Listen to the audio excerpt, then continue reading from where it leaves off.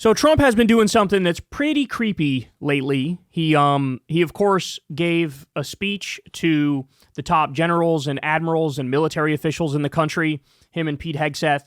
Now, thankfully, it was an absolute catastrophe and a disaster.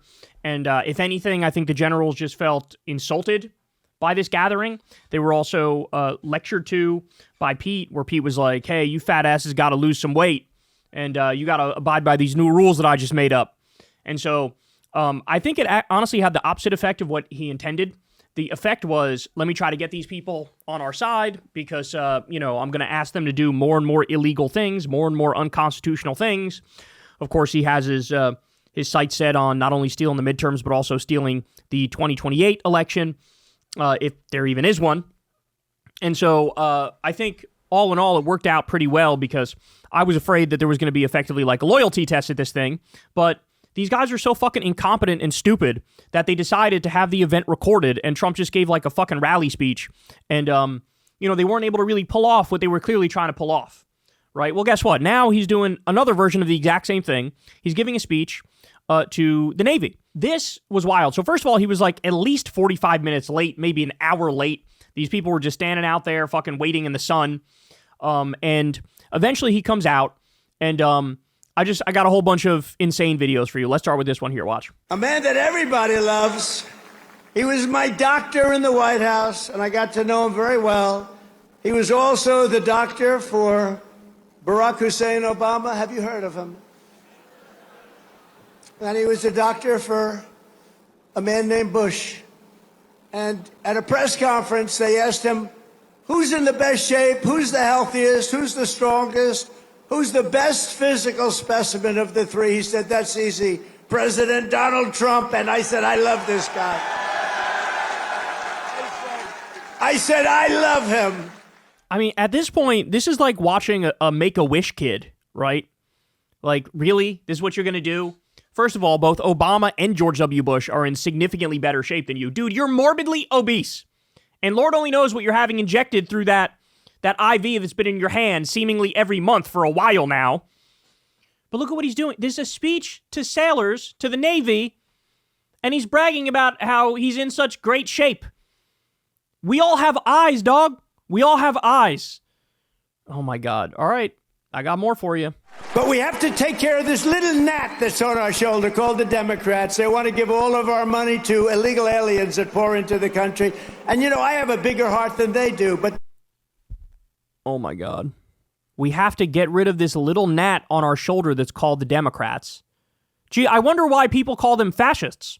I wonder why people say they want a totalitarian system in a one-party state. We have to get rid of this little gnat on our shoulder called the Democrats. And then he lies and says, they're fighting to give undocumented immigrants health care. That's not true. This shutdown fight is over Obamacare subsidies, where if Trump gets his way, your premium will like double or triple. Yes, even Republicans in red states. In fact, they'll be impacted the most because 77% of the recipients of Obamacare subsidies are Republicans. They're in red states. So this is, it's just insane. Oh my God. I played 13 seconds of a clip and I already want to jump off of a building because everything he's saying is just so untrue or incredibly fascist and authoritarian and disturbing. Get rid of the gnat called the Democrats. Imagine a Democratic president. We got to get rid of this gnat called the Republican Party that's on our shoulder. We got to crush them. And, I have a bigger heart than they do. But the problem is when you do that, they come in by the millions. Everybody wants that, so you can't do it. But I've also pledged the largest ever investment in our military's history. We're spending over $1 trillion.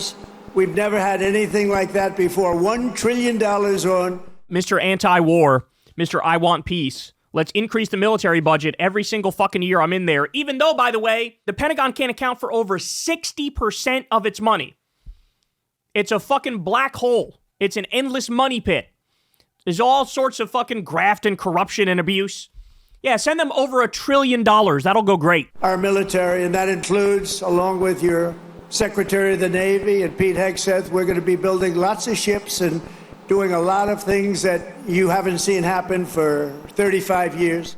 Oh, man. So disturbing. So disturbing. All right, but now it just gets weird now. Ready? So here he is babbling about Vietnam. Problem with Vietnam, we stopped fighting to win. We would have won easy. We would have won Afghanistan easy. We would have won every war easy.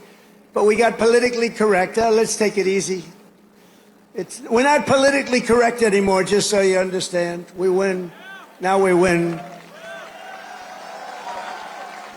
We don't want to be politically correct anymore.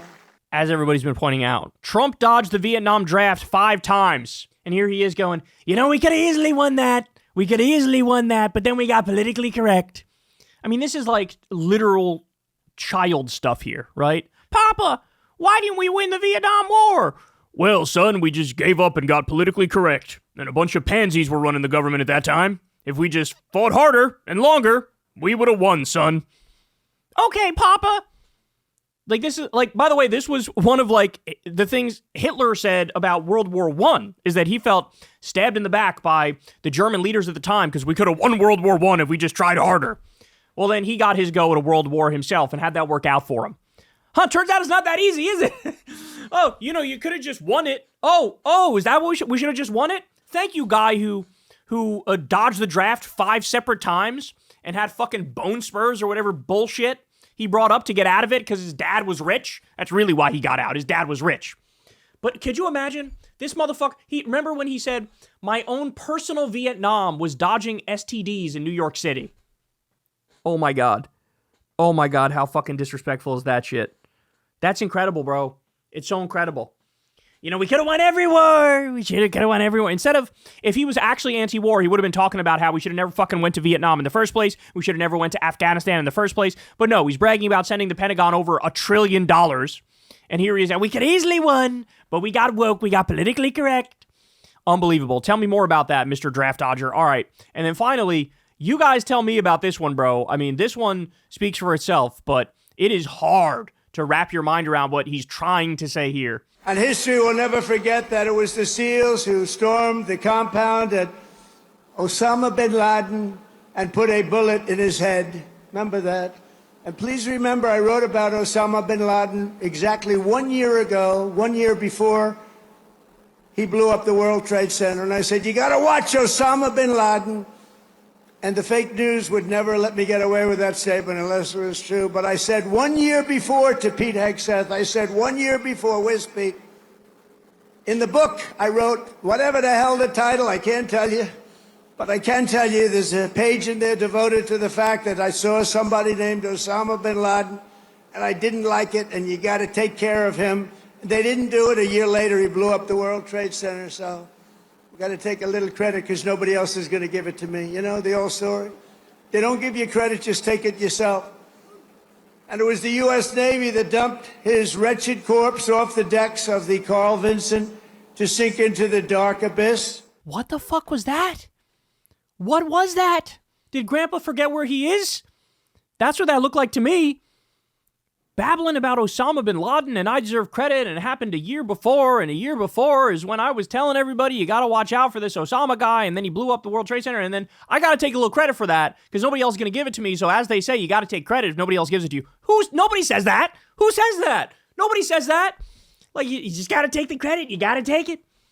Now, by the way, somebody did some digging on this after the fact and found out very quickly that this is a story Trump has been telling for like a decade. And what he's trying to say is that he wrote a book and he had a thing warning about Osama bin Laden in that book before 9/11. Well, of course, people went back and looked. There was nothing about Osama bin Laden in any book he wrote before 9/11. It's a total fucking fantasy. He totally fucking made it up. Guys, you truly don't understand how dangerous a pathological liar is. Like, it's almost like normal people really can't grasp the depravity of the pathological liar because you think that's not really possible, right? Like, you don't really get it. You don't get it.